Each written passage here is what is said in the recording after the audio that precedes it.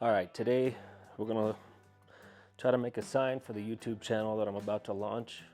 It's called Finding Enoch. And the first thing you gotta do is get to a printer, find a font that you like, and pick the size of what you're working with or what you're trying to go for. I want my sign to be a pretty decent size behind me, so I'm gonna hang it up on the wall with all my hunting trophies. So I got it sized the way I wanted. Sometimes you're gonna have to just practice, print out a few different, versions of it. Start small, work your way up, or whatever you want to do. And it's kind of a pain in the butt, but you're gonna have to tape certain pieces together if it's large. If it's small, no worries. I'm cutting this out of steel, so I have no choice. Whether you're routing this out on wood, unless you have like a plotter, I don't know what they're called, a plotter or something like that. It'll cut out each letter, so you have a stencil, or you buy stencil letters, but I don't have time to wait for all that. So just print out what you want, and then you're gonna have to line it up. And I'm gonna tape these pieces together once I get them centered, so nothing looks funky. Like I said, I'm using a plasma cutter to do this. I want it nice. I work with steel a lot, so in this show, I'll get to the name in a second. It's gonna be about stuff like cryptids and UFOs, aliens, portals, all the fun stuff, right? It's kind of tedious, but you gotta cut out all your pieces, all the letters. So I'm just gonna use a razor blade and get to work on that in a second, but I wanted to explain what I'm using. If you have access to better shit, then use it. I've got it kind of centered down here. I don't know if you can see this. I'm gonna get down low because I got active track on my camera right now. But so I'm gonna line up, kind of center the word finding, center the word Enoch, get it as close as I can. Just put a couple of little marks on this piece of paper so I know when I come back where to put these again without wasting time. And now I got to go through and cut out each letter with a fresh razor blade. And you want to use something kind of soft behind you. This is a steel table, so I'm going to switch over here to this workbench, and we're going to cut out these letters. Then you have a stencil. Then I'm going to take some spray paint. I'm going to tape these pieces of paper down to this piece of steel, and I'm going to just lightly dust that stencil with some spray paint, so I know exactly where these letters need to go. And I got a good gauge or guide when I use the plasma cutter to cut them out. And then it's all basically having a steady hand. I can't afford a CNC machine, so I'm not gonna do that right now, but maybe someday. In the meantime, it's kind of more fun to see how you do it by hand, see if you've got the skills to do it, and if you don't, keep practicing. You can do anything. What I've learned is whatever you study, try, put your mind to, buy the basic tools, you could do it. You could do it. You just got to have the patience to do it, and sometimes it's going to get real frustrating, but you can do it. I'm picking this this workbench to work on because it's got a softer back to it, and I don't want to ruin my brand new blades. I'm kind of lucky on this one. I've done some circular things before. It's a little bit harder. You got to pay a little more attention. Either way, you got to pay attention. But so I'm just going to start by slowly, let me just adjust this camera so you can see a little better. And I'm going to slowly just go across these letters. And luckily, like I said, I've got straight lines to work with now, so it'll save me a little bit of headache.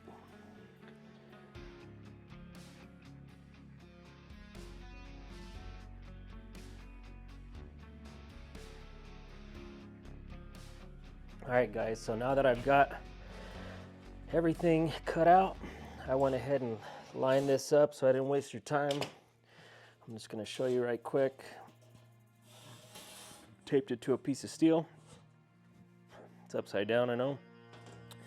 But now we're gonna take it outside, and I'm gonna just gently spray paint it from the top and just dust it a little bit. It's better if you can get up a little bit higher instead of going at angles, because a lot of times this paper doesn't want to stay down. And the main thing is just getting a proper frame of reference for when you take that plasma cutter to it and start cutting out your letters. All right, guys, I'm gonna go ahead and get it from the top. I'm not sure how good of a picture you got on this, but you just want to gently, first test your spray paint. Come from the top. If you go too heavy on the paint, once you start using your plasma cutter, it's really gonna cause a lot of smoke and toxins, and you don't want to breathe all that crap in. So just try to do it as light as possible, and that way once you have a frame of reference and you tear the paper off, you can take a like a permanent marker or something and go ahead and do the outline on the edges if you have to. I'm probably not going to do that because I can see the edges pretty well, and you'll see that once we get back inside under some good light. One of the first things we got to do before we cut this out is find yourself a nice overhang,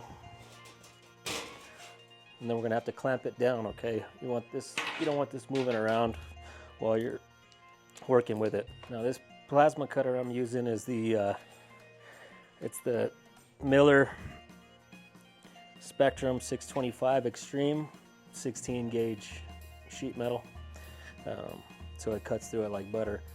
I do have it hooked up to 120 on the power end of things, so sometimes I can flip a breaker if you don't set it where you need to. You can go low power and just go a little bit slower. Sometimes that's better, and it forces you to focus a little bit more. So you got to get your ground connected first off. I like to put the ground directly on the workpiece. With this plasma cutter though, you want to keep your feet and your legs out of the way, because that stream of sparks comes through there pretty hot. So try to keep every cable out of the way that you possibly can. And we got a good new tip on there, so everything should be fine. You want to get some decent eye protection. I'm not going to use a face shield. I'm going to use some shaded sunglasses, which work pretty well for me. With the plasma cutter, it's kind of tough. You just got to keep a steady hand. Nothing's ever perfect, but once it's cut out, you'll see.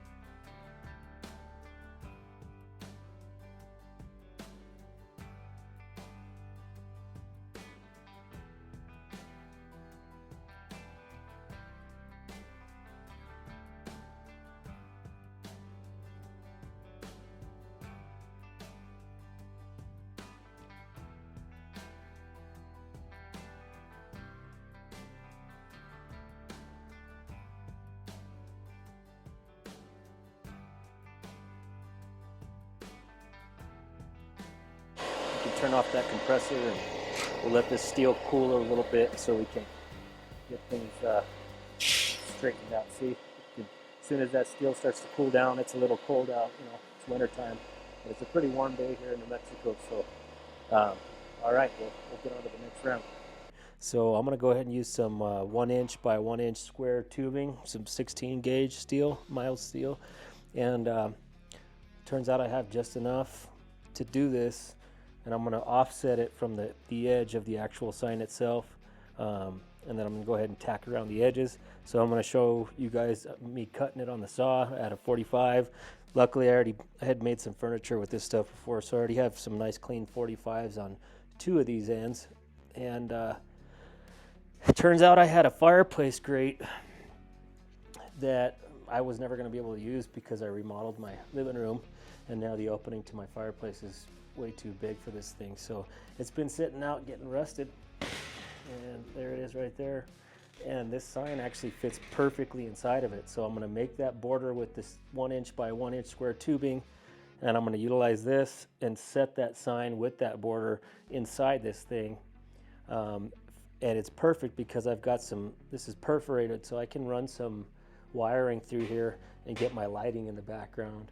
And then I'll go ahead and work on getting the mounts. This is gonna be heavy, so it's gonna have to go into some studs, and we'll make sure that when we hang it up, we don't want this thing falling off the wall. But man, I think it's gonna look neat. And I don't think I'm gonna paint it. I think I'm gonna leave it clear coat this rust because it looks awesome. And I might even rust the rest of that sign I just cut. And then I'll do that after I tack weld everything. I'm gonna have to clean this up where I weld. And this is a Evolution Rage 3 saw. It's a double bevel steel cutting miter saw. And I have used this thing probably for 10 years. It's the best saw I've ever had.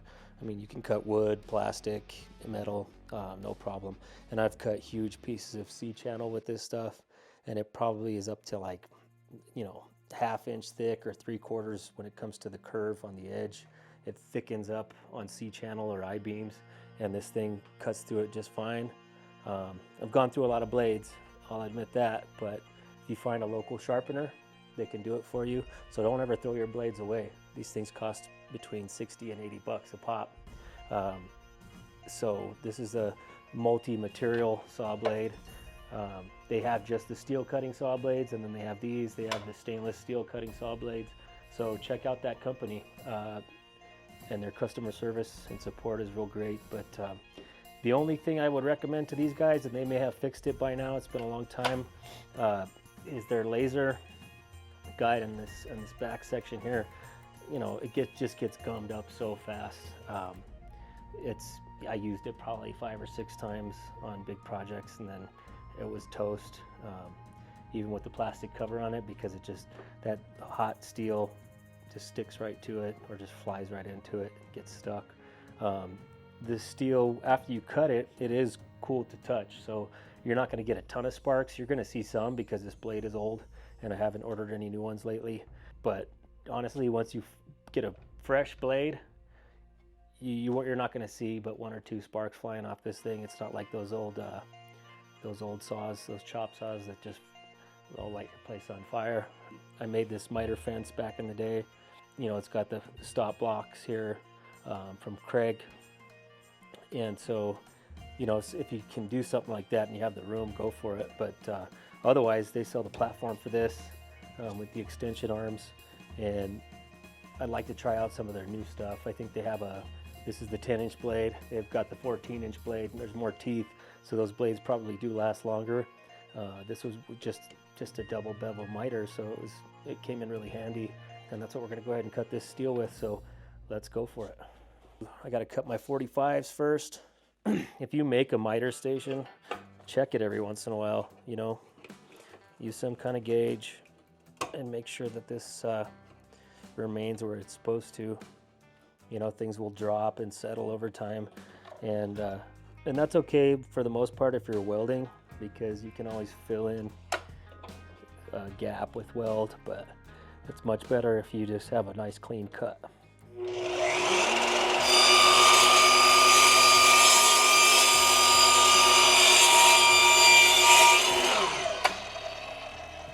Cool. I know there's other companies that make steel cutting saws, but for the price, you're not going to get much better than this Evolution. I think it's a company out of the UK. It's never done me wrong though, and I've probably paid for it 10 times over with all the projects I've done. And yeah, it just comes in real handy. I got real tired of using chop saws, and the belt saws They're cool. They just take a long time. So you're gonna be sitting there for a while waiting for your stuff to get cut. So here we go.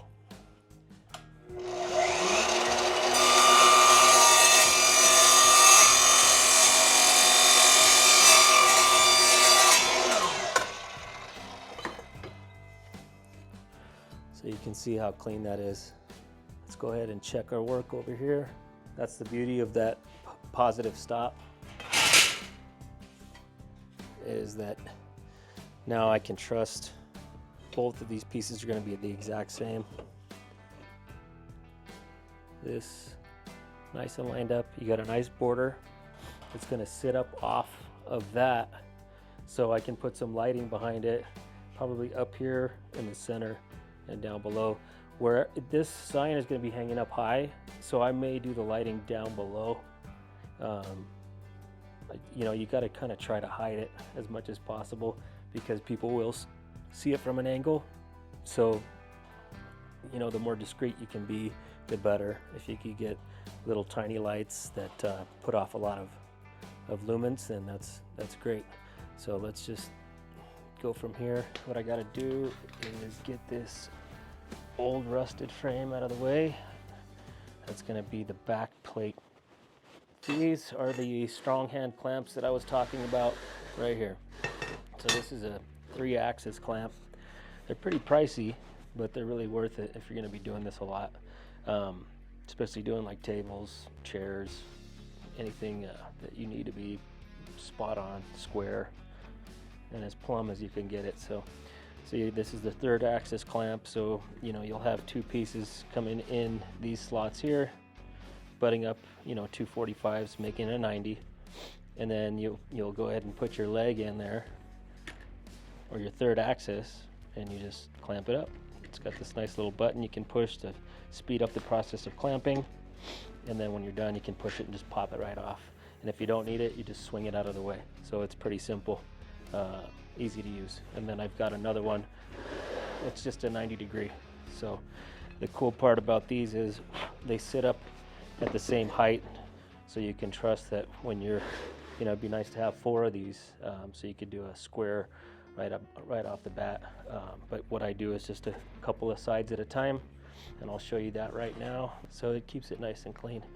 That's just a nice smooth edge, and if you check that with a angle finder or whatever you have lying around, you'll find that you got a perfect 90. So I'm gonna go ahead and do the same thing on this one, and you can feel it with your hands. If you feel any ridges on these 245s butting up against each other, then you know you got it off a little bit. So these are good, nice and smooth, so I can trust these to go ahead and weld.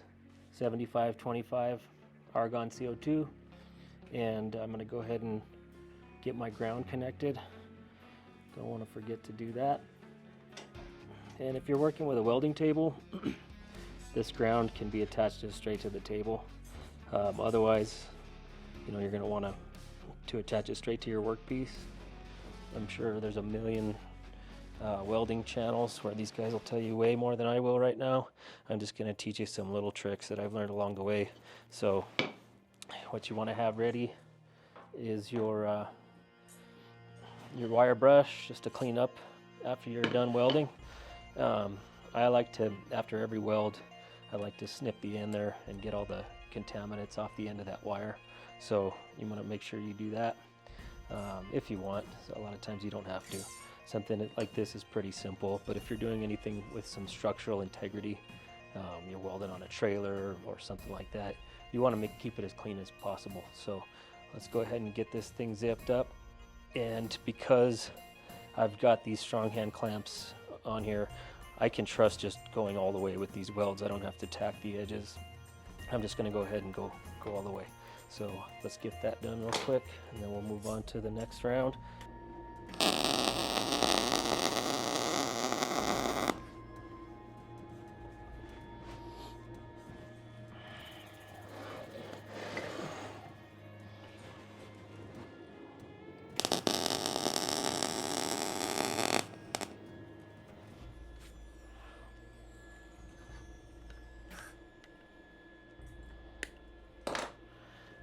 I'll show you these welds after I'm done. I know know, I'll get critiqued by all the pros, for sure, but that's all right by me. Let's see here.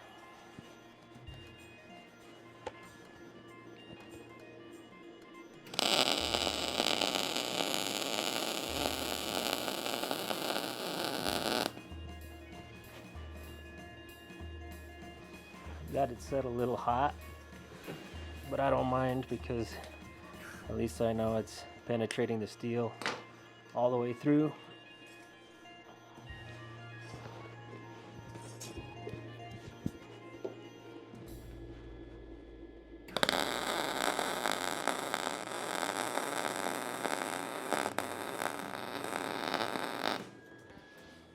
I'm going to grab the angle grinder. I'm using a Milwaukee 4.5 inch angle grinder, battery powered. It's an awesome tool. That's another one that's paid itself off already. With angle grinders, you always want to wear eye protection, face shield, whatever you can, and gloves. Especially if you're using those cutting discs on an angle grinder. I've got a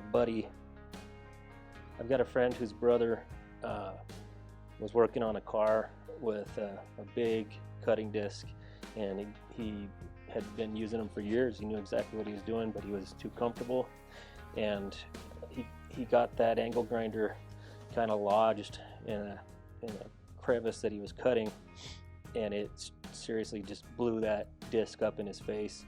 Pieces in his, broke out teeth, stuck through his cheeks, tore his lips up, his gums, his eyes, and he had to go through a bunch of reconstructive surgeries because of it. So you gotta be careful with this kind of stuff.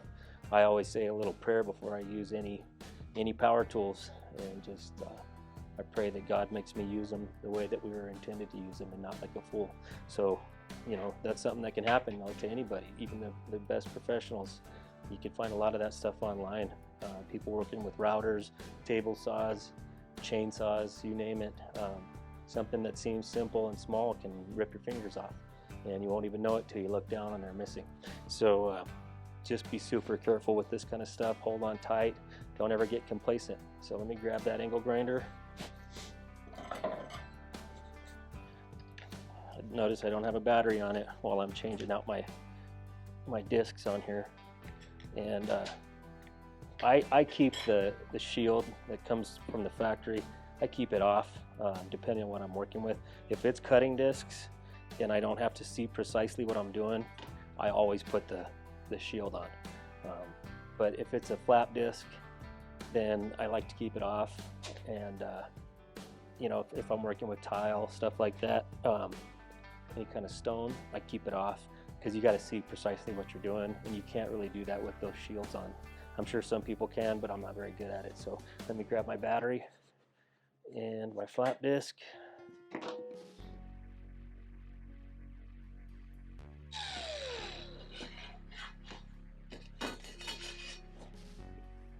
So that's what that's going to look like. Nice and pretty. I'm going to grind off all of these welds.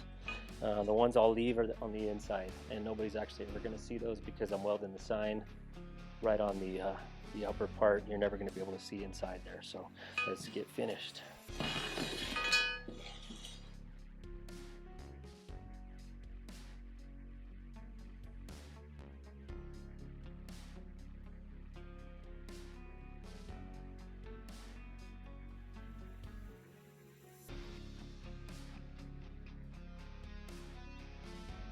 So I just want to get it lined up perfect, as perfect as I can. One thing I may need to do is, when you use that plasma cutter, it leaves a little bit of a metal lip on the opposite side where it's blasting through. So you sometimes have to take a little chisel and hammer and just kind of tap off any of those pieces. You could use the angle grinder, but what I've noticed is those pieces it seems like they're stronger. They get harder from the plasma cutter going through them, so it's easier to just chip them off.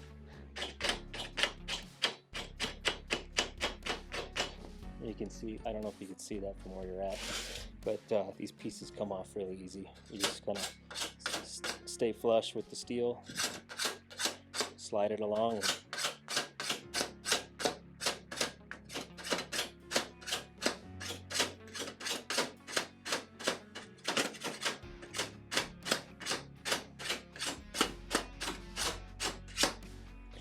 It's that simple. Okay, now before I clamp this thing down, I just want to make sure it's nice and square. So I'm going to go ahead and just check one side and then make sure that it's even with the other. And this edge I'm working with is the factory edge. It's probably safer to use this one because, you know, the plasma cutter is not always perfect. I just want to make sure that we get this all lined up properly, and then it won't look funky when it's put on the wall, because that'd be a huge waste of time. And if you don't have some of these, you should get you some, because they come in real handy. Okay, we got one side down. Just double check it after you clamp it. Always double check, triple check, quadruple checker, because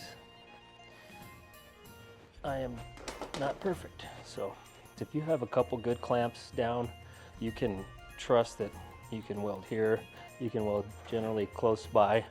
And what I do is, after I get one here, I'm probably going to do 1, 2, 3, 5 clamps, 5 welds here, just small welds, and then I'll probably do 4 here and then 5 on top, just so that that thing stays nice and set flush with this frame.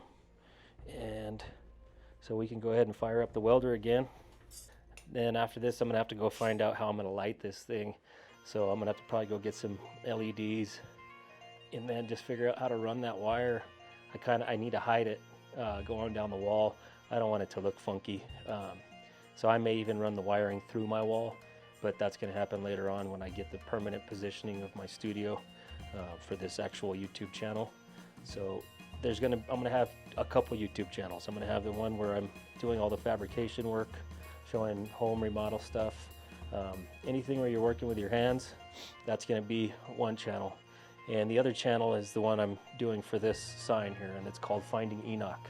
And if you're into anything kind of paranormal, woo-woo, as they say, that's gonna be something you should tune into, because I've got a game plan here, and I'm going to be working with some very professional people, and we're going to try to get the public involved on a big scale, something that you haven't really seen anybody do before. And it's going to take some crowdsourcing, but it's going to be completely open source. So keep an eye out for that, because I think you're going to like it. I might even use this ground as a clamp, because it works. Yeah, that works just fine. So there's no humps here, so I don't have to worry about that too much. I'm gonna go ahead and do these 2 inside welds here, and then I'm gonna go ahead and do these out here. Then I'll get these clamps off, and I'll do the corners, and then we'll move on.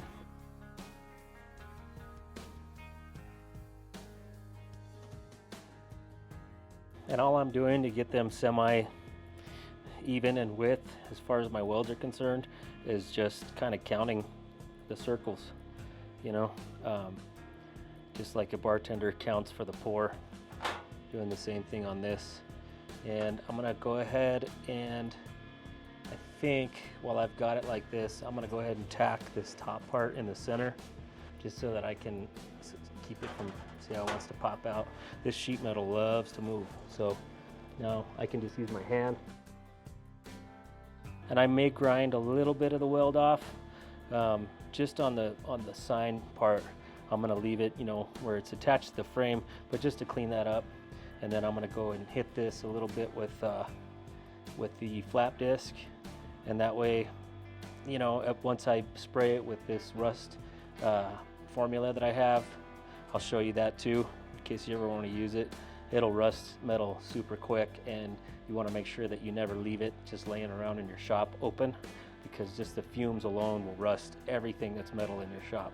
And there's a guy on YouTube that has a channel that does really beautiful artwork, steel artwork, and he hit that formula open, went away for a week or 2 on vacation, came back, and everything in his shop was just totally destroyed. So he had to go back and just take off all the rust or redo all those pieces, and I'm sure that would probably drive me up the wall. So be real careful.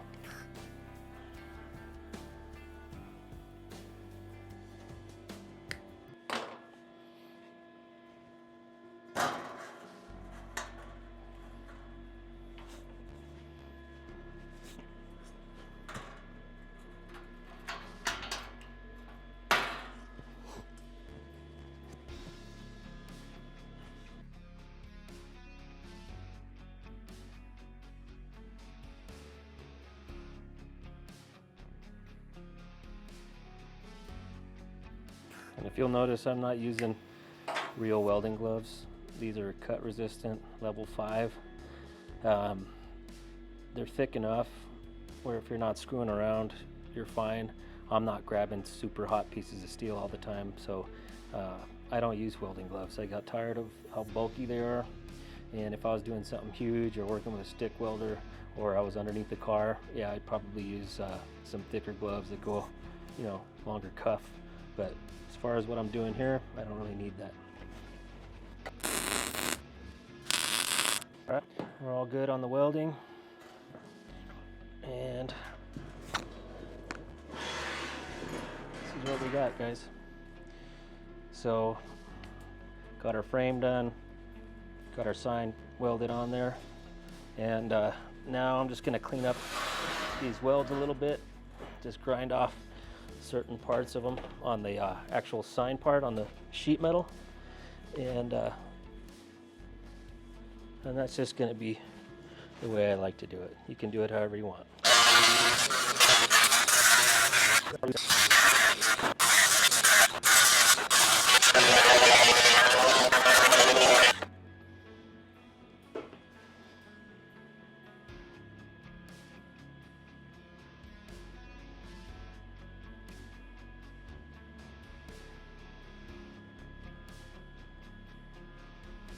There you go. Finding Enoch. Looks pretty neat to me. So let's go ahead and get on to the next step. I just actually wanted to show you what I did behind this sign, just so you have an idea.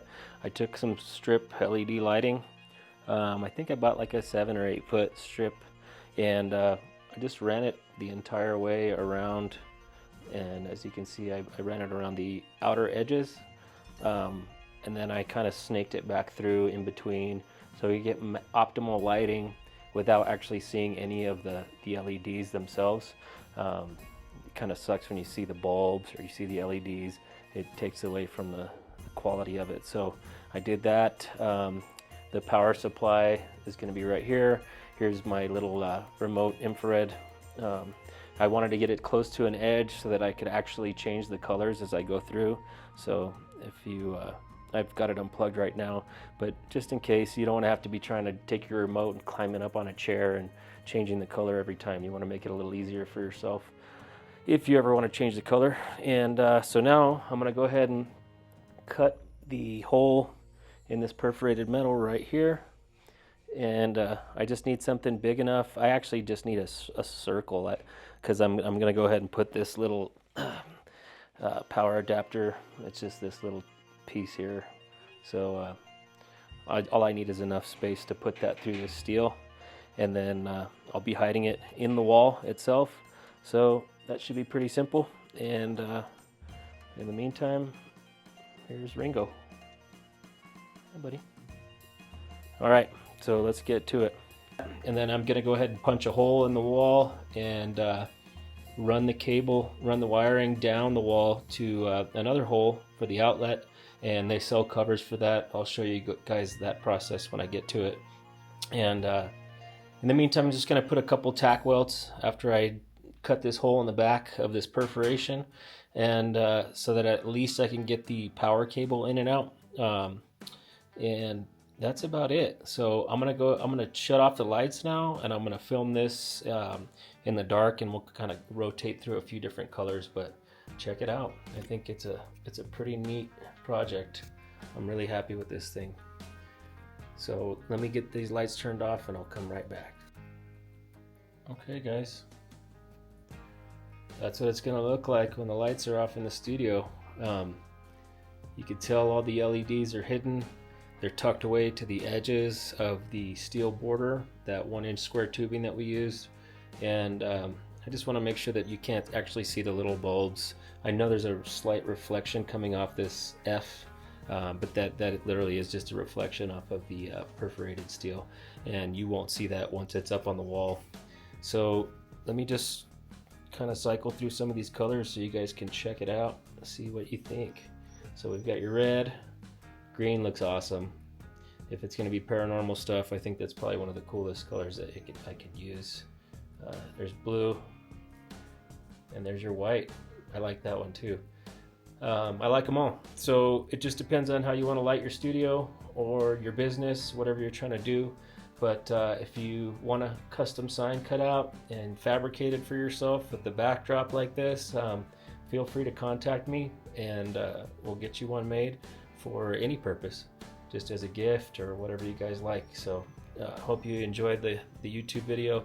I'll go ahead, and the last thing I'll do is show myself putting it up on the wall and show you how I made the mounting brackets, and we'll go from there. Thank you very much.